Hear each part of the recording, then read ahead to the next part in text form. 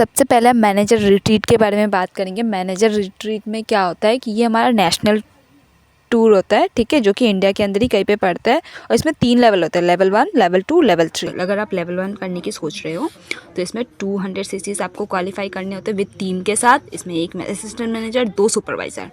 ये सारे काम करने के बाद आपको एक टिकट मिलता है, ठीक है, एक टिकट मिलता है जो कि आप 3 to 4 डेज़ के ट्रिप में आप जा सकते हो। पूरा का पूरा खर्चा कंपनी उठाती है, आपको 1 रुपया खुद की जेब से नहीं लगाना होता है। लेवल 2 की अगर मैं बात करूँ तो लेवल 2 में आपको 300 सीसीज करने होते हैं और इसमें एक असिस्टेंट मैनेजर आपको 2 असिस्टेंट मैनेजर बनाने होते हैं और एक सुपरवाइज़र आपको बनाना होता है, ठीक है। इसमें आपको ये सारे काम करने के बाद आपको 2 टिकट मिलते हैं, ठीक है, 2 टिकट मिलते हैं।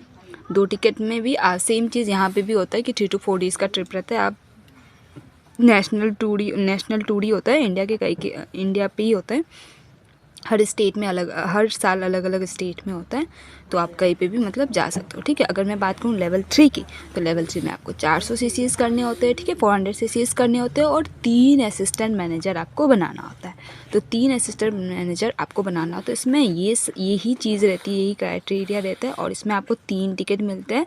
3 टिकट मिलते हैं। यहाँ पे क्या होता है, 3 टिकट मिलते हैं और आप किसी को भी अपने साथ लेके जा सकते हो, मम्मी पापा डाउन लाइन किसी को भी अपने साथ लेके जा सकते हो 3 to 4 डेज़ की ट्रिप में। वहाँ पे पूरा का पूरा खर्चा कंपनी उठाती है, ठीक है। ये सारी चीज़ें ये मैनेजर रिट्रीट का होता है, जो कि लेवल 1, लेवल 2, लेवल 3 की मैंने आपको क्राइटेरिया जो भी है वो मैंने आपको बता दिया। अब इसकी जो स्टार्टिंग डेट होती है वो होती है 1 अप्रैल टू 30 मार्च। 1 अप्रैल टू 30 मार्च मतलब कि स्टार्टिंग जो डेट होती है ना, इसी डेट के अंदर आपको ये क्वालिफाई करना होता है। अगर आप इसी डेट के अंदर कर लेते हो तो ये सारी चीज़ें सही है, अदरवाइज़ आपका ये क्वालिफाई नहीं होता है, ठीक है। मतलब कि 1 अप्रैल से लेके 30 मार्च नेक्स्ट ईयर के 30 मार्च तक 1 ईयर का टाइम पीरियड आपको दिया जाता है, ठीक है। तो यही चीज़ है। अब हम बात करते हैं कार प्लान की। कार प्लान की अगर मैं बात करूँ, अगर आप लेवल 1 की मैं बात करूँ तो लेवल 1 में आपको 50 सीसीज करने होते हैं और अगर आप ये कर लेते हो, ज़्यादातर मैंने देखा है मैनेजर लेवल क्वालिफाई करते वक्त ही अपनी कार प्लान भी एक्टिव कर लेते हैं, ठीक है। तो कार प्लान मेरा सबसे फेवरेट टॉपिक है कि इसमें लेवल 1, लेवल 2, लेवल 3 होते हैं। इसमें 3 लेवल होता है। लेवल 1 में अगर आप 50 सीसीज करने होते हैं और इसमें आपको 26,000 आपको 3 साल तक देती है भाई, हर महीना आपको 3 साल तक आपको हर महीने कंपनी आपको 26,000 रुपीज़ एक्स्ट्रा भेजेगी, ठीक है। अगर आप लेवल 2 की बात करते हो इसमें 100 सीसीज करने होते हैं और 39,000 अगर आप ये काम कर लेते हो तो आपको 39,000 रुपीज़ हर महीने 3 साल तक कंपनी आपको देती है, ठीक है। और अगर मैं लेवल 3 की बात करूँ तो आपको वहाँ पे 150 सीसीज करने होते हैं और यहाँ पे कंपनी आपको 52,000 रुपीज़ आपको हर महीने 3 साल तक देती है। 3 साल तक, कैन यू बिलीव कि 3 साल तक अगर कंपनी दे रही है तो बाकी सारे इंसेंटिव का अगर मैं बात करूँ तो वहाँ पे सिर्फ 3 to 4 डेज़ की ट्रिप रहती है, बट यहाँ पे आपको 3 साल तक दिया जाता है, ठीक है। 3 साल तक हर महीने। ये जो इंसेंटिव्स होता है ना कार प्लान वाली, ये इंसेंटिव आपको अगर आप फोर्सेस से एक्टिव हो हर महीने तो आपको दिया जाता है। अगर आप जिस महीने फोर्सेस से आप एक्टिव नहीं रहोगे उस महीने आपको ये अमाउंट नहीं आएगा, ठीक है। तो ये चीज़ हमेशा याद रखनी है, ये आफ्टर मैनेजर ही रहता है एंड ये सारी चीज़ों में आपको फोर्सेस से हमेशा एक्टिव रहना चाहिए ही चाहिए, ठीक है, तभी आपको ये सारी चीज़ें मिलती है। तो अभी हम नेक्स्ट टॉपिक के बारे में बात करेंगे जो कि है हमारा EMR, ईगल मैनेजर रिट्रीट। कोई भी पर्सन अगर ईगल मैनेजर रिट्रीट क्वालिफाई करता है उसके नाम के आगे EMR लग जाता है, ठीक है।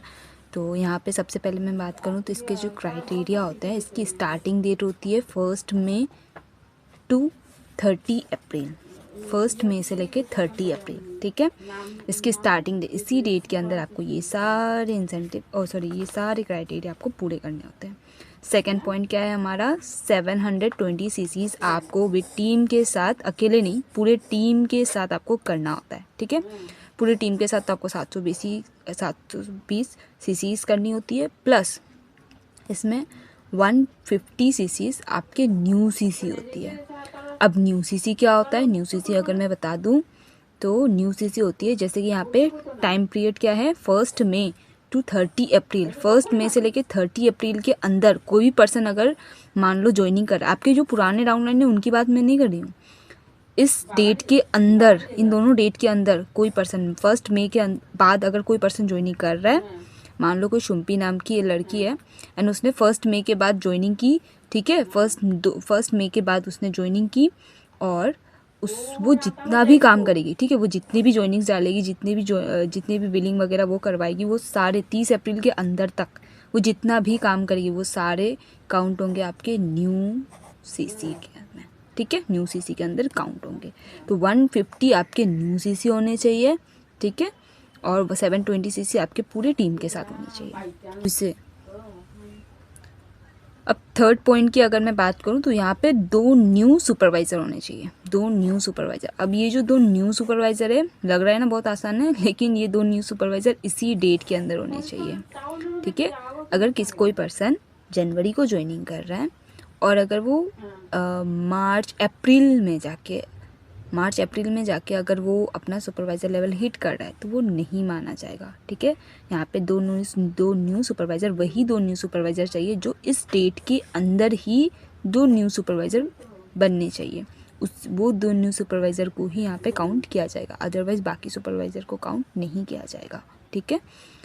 अब अगर मैं बात करूँ यहाँ पे हमें कितने टिकट्स मिलते हैं, कितने, ये सारे इंसेंटिव, ये सारे काम ख़त्म करने के बाद आपको 2 टिकट मिलते हैं, ठीक है, 2 टिकट दिया जाता है। यहाँ पे आप किसी को भी इंटरनेशनल ट्रिप होता है, ठीक है, इंटरनेशनल ट्रिप होता है और यहाँ पे आपको 2 टिकट दिया जाए, आप किसी को भी साथ में लेके जा सकते हो, ठीक है। तो इंटरनेशनल ट्रिप होता है ये EMR, आपको आउट ऑफ कंट्री लेके जाते हैं और इसमें बहुत ही ज़बरदस्त, ठीक है, बहुत ही ज़बरदस्त का कंपनी सारा खर्चा उठाती है, ठीक है। आप 2 जन किसी को भी साथ में लेके जा सकते हो, पूरा का पूरा खर्चा कंपनी उठाती है, आपको 1 रुपया अपने साइड से लगाने की ज़रूरत नहीं होती है। अब हम बात करते हैं नेक्स्ट टॉपिक की। ईगल मैनेजर रिट्रीट जो होता है ना, ईगल मैनेजर रिट्रीट बहुत ही आसान है as compare to chairman bonus से। क्वालिफाई करने की सोचो तो EMR बहुत ही आसान है चेयरमैन बोनस से, ठीक है। अब हम बात करते हैं ग्लोबल रैली के बारे में। ग्लोबल रैली जो कि बहुत ही बढ़िया इंसेंटिव है, बहुत ही बढ़िया। तो इसके बारे में हम चलिए डिस्कस करते हैं कि कौन कौन से इंसेंटिव चाहिए आपको, कौन कौन से क्राइटेरिया आपको पूरे करने होते हैं, ठीक है।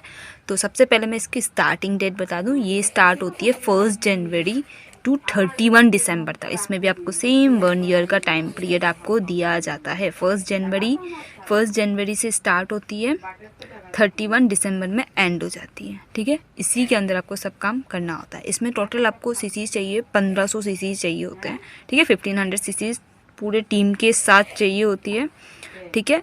और इसमें 7 डेज़ का ट्रिप रहता है, ठीक है। कितने डेज़ का? 7 डेज़ का ट्रिप रहता है, जो कि आप 7 दिन तक बिंदास घूमते हो, फिर खाओ पियो, ठीक है।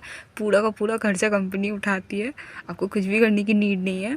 एंड सबसे अच्छी बात पता है क्या है कि इन सब चीज़ों में जब आप ये सारी चीज़ें कर लेते हो ना, तो कंपनी आपको पता है 25 लाख रुपीज़ देती है, वो भी एज ए इंसेंटिव, सिर्फ ताकि आप घूमो फिरो खाओ, कहीं पे भी खर्चा करो, कुछ भी करो, 25 लाख रुपीज़ आपके, मतलब कहीं पे भी खर्चा कर सकते हो, ठीक है। तो ये बहुत ही ज़बरदस्त होता है, ज़बरदस्त इंसेंटिव है। अगर आप क्वालिफाई करने की सोचो तो इसमें टोटल सीधे आपको 1500 चाहिए, तो पूरे टीम के साथ, अकेले नहीं, पूरे के पूरे टीम के साथ 1500 सीसी चाहिए। तो स्टार्टिंग डेट होती है 1 जनवरी तो 31 दिसंबर में एंड हो जाती है। इसी टाइम के अंदर, इस 1 साल के अंदर आपको 1500 सीसी पूरे टीम के साथ करना होता है। 7 डेज़ का ट्रिप, बहुत ज़बरदस्त इंसेंटिव। अब हम लास्ट इंसेंटिव की बात करते हैं, जो कि है हमारा सबसे बड़ा इंसेंटिव है फॉरएवर लिविंग प्रोडक्ट्स में, चेयरमैन बोनस की अगर हम बात करें तो चेयरमैन बोनस की अगर मैं बात करूँ, चेयरमैन बोनस सबसे बड़ा इंसेंटिव होता है फॉरएवर लिविंग प्रोडक्ट्स में, सबसे बड़ा इंसेंटिव होता है। ये बहुत ही ज़बरदस्त एंड ये बहुत ही दमदार होता है, ठीक है। तो इसके बारे में सबसे पहले तो इसकी स्टार्टिंग डेट की मैं बात करूँ, ये भी 1 जनवरी से ही स्टार्ट होती है और 31 दिसंबर में ख़त्म हो जाती है। एक साल इसमें भी 1 ईयर का टाइम पीरियड आपको दिया जाता है। 1 साल के अंदर आपको सारे क्राइटेरिया जो भी इसके रूल्स है वो सारे आपको पूरे करने होते हैं। अब इसमें कौन कौन से क्राइटेरिया है? सबसे पहला तो इसमें 700 सीसीज आपको करने होते हैं, जो कि है नॉन मैनेजर सीसीज, मतलब कि जितने भी आपके मैनेजर नहीं है, ठीक है, मैं मैनेजर की बात नहीं करूँ, नॉन मैनेजर सीसीज चाहिए होते हैं 700। नॉन मैनेजर सीसीज कितने चाहिए? 700 नॉन मैनेजर सीसीज, मतलब जितने भी आपके, अगर आपके फ्रंट में मैनेजर है तो मैनेजर की सीसीज को छोड़ के नॉन मैनेजर, जितने भी मैनेजर नहीं है उन सब की सीसीज को काउंट करके 700 होने चाहिए, ठीक है। और सेकंड पॉइंट क्या है, 150 सीसीज न्यू सीसी। मैंने आपको न्यू सीसी बताया कि कोई भी पर्सन इस डेट के अंदर 1 जनवरी के अंदर और 31 दिसंबर के अंदर अगर कोई ज्वाइनिंग कर रहा है और वो जितना भी काम करेगा, जितनी भी ज्वाइनिंग करवाएगा, जितनी भी बिलिंग करवाएगा, वो सारे सीसीज न्यू सीसी के अंदर काउंट होते हैं, ठीक है। तो 150 न्यू सीसीज होने चाहिए आपके, 700 नॉन मैनेजर सीसीज होने चाहिए। एंड सबसे मोस्ट इम्पॉर्टेंट यहाँ पे लगता है कि आपको टीम के साथ काम करना है। यहाँ पे फॉरएवर आपको ये चीज़ सिखाती है कि भाई आप बिना टीम के कुछ नहीं हो, मतलब टीम के साथ ही आपको चलना पड़ेगा, अदरवाइज तो आप कुछ भी नहीं कर सकते। तो 600 जो सीसीज होती है वो आपके कोई आपके डाउनलाइन या फिर फ्रंट पे कोई ऐसा मैनेजर एक होना चाहिए जो कि 600 सीसी का बिजनेस आपको करके दे, ठीक है। 600 सीसीज का आपको बिजनेस करके दे। अब वो कोई भी हो सकता है, आपके फ्रंट में कोई मैनेजर है वो भी हो सकता है जो आपको 600 सीसी का बिजनेस करके दे, या तो उस टाइम पीरियड पे जब आप ये चेयरमैन बोनस क्वालिफाई करने की सोच रहे हो, ठीक है, जब आप चेयरमैन बोनस क्वालिफाई करने की सोच रहे हो तो उस टाइम पीरियड पे इस डेट के अंदर कोई एक ऐसा मैनेजर होना चाहिए आपके अंदर जो आपको 600 सीसीज का बिजनेस करके दे, ठीक है। वो आपके फ्रंट पे भी हो सकता है, डाउनलाइन के क्रॉस डाउनलाइन पे भी हो सकता है, कोई भी चलेगा, लेकिन 600 सीसी का बिजनेस उस टाइम पे आपको करके देना चाहिए, तभी आप ये लेवल क्वालिफाई कर सकते हो। तो यही। अब और एक चीज़, इसकी मिनिमम रिक्वायरमेंट क्या होती है, अगर आप चेयरमैन बोनस क्वालिफाई करने की सोच रहे हो तो आपके पास एक कार प्लान होना चाहिए, एक कार प्लान होना चाहिए, कोई भी कार प्लान 1, लेवल 2, लेवल 3 कोई भी होना चाहिए, बट होना ज़रूर चाहिए। अगर आपने ये सारी चीज़ें कर ली, अगर आपके पास कार प्लान नहीं है तो भाई आप चेयरमैन बोनस के लिए कभी को एलिजिबल नहीं हो, ठीक है। अब यहाँ पे खास बात क्या होती है कि मान लो कोई भी अकेला इंसान 700 सीसी भी कर लेगा, 150 सीसी भी कर लेगा, ठीक है, कार प्लान भी कर लेगा, ठीक है, लेकिन ये जो 600 सीसी होता है ना, जो आपके फ्रंट में कोई ना कोई मैनेजर ऐसा आपको देना चाहिए, तो इस टाइम पे फॉरएवर आपको सिखाती है कि भाई आप बिना टीम के कुछ भी नहीं कर सकते। अगर आपकी टीम में assistant manager, supervisor, manager, senior manager अगर काम नहीं कर रहे तो आप कोई भी इंसेंटिव आप क्वालिफाई नहीं कर सकते, कोई भी बड़ा से बड़ा इंसेंटिव आप लेवल क्वालिफाई नहीं कर सकते। अब मैं आपको चेयरमैन बोनस की एक सबसे खास चीज़ बताती हूँ कि चेयरमैन बोनस क्वालिफाई करते वक्त आपको ये चीज़ ध्यान रखना है कि चेयरमैन बोनस में भी 3 लेवल होते हैं, ठीक है, लेवल 1, लेवल 2, लेवल 3। लेवल 1 में क्या होता है, अगर आप लेवल 1 क्वालिफाई करते हो तो आपको 7 to 10 लाख आपको कंपनी एज ए इंसेंटिव देती है, ठीक है, इंसेंटिव आपको खर्चा करने के लिए देती है। अगर आप लेवल 2 क्वालिफाई करने की सोचो तो यहाँ पे कंपनी आपको 25 लाख से लेके 50 लाख तक आपको एज ए इंसेंटिव देती है। कैन यू बिलीव कि 25 लाख to 50 लाख आपको इंसेंटिव खर्चा करने के लिए सिर्फ दे रही है। भाई आप घूमो फिरो कुछ भी कर सकते हो, ठीक है, जो इनकम कर रहे हो वो तो है ही, ये अलग से देती है एक्स्ट्रा। लेवल अगर 3 की मैं बात करूँ तो यहाँ पे आपको 50 लाख से लेके 5 करोड़, ठीक है, 50 लाख से लेके 5 करोड़ तक आपको कंपनी इंसेंटिव देती है, इंसेंटिव। तो ये बहुत ही ज़बरदस्त है। एंड बहुत सारे पर्सन है कि बहुत सारे सीनियर्स लीडर है जिन्होंने ये लेवल क्वालिफाई कर चुके हैं और अभी बिंदास बैठे हैं, ठीक है। तो ये सारी चीज़ें बहुत इंपॉर्टेंट है जानना। मैंने आज आपको सारे इंसेंटिव के बारे में बता दिया।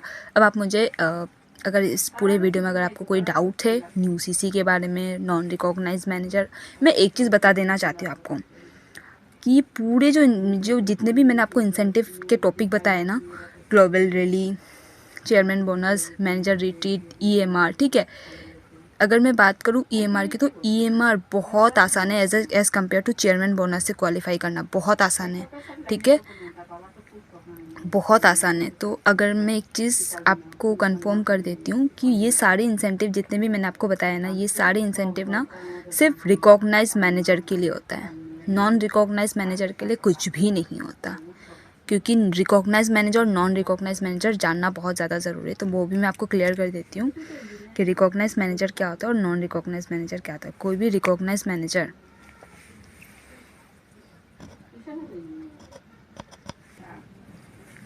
मैं आपको रिकॉग्नाइज मैनेजर और नॉन रिकॉग्नाइज मैनेजर के बारे में बता देती हूँ कि मान लो ये एक कोई पर्सन है, ठीक है, एक सॉरी ए वाला पर्सन है, ये ए वाला पर्सन है और ये इसके नीचे ये बी वाला पर्सन है, ठीक है।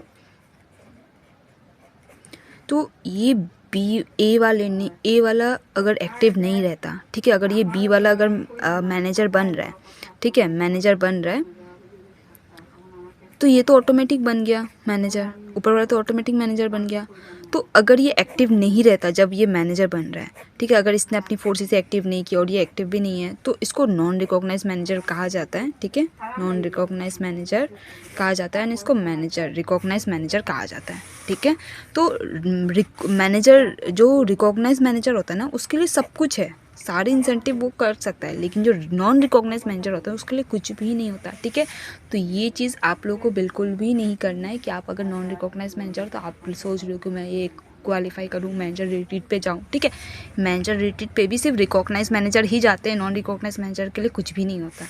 तो नॉन ये सारे इंसेंटिव सिर्फ और सिर्फ रिकॉग्नाइज मैनेजर के लिए होता है, नॉन रिकॉग्नाइज मैनेजर के लिए कुछ भी नहीं है। और एंड मैंने आपको सारे इंसेंटिव बता दिए। अगर आपको कोई भी डाउट्स है वीडियो के रिगार्डिंग, तो आप मुझे कमेंट सेक्शन में ज़रूर पूछ सकते हो। Thanks for watching now.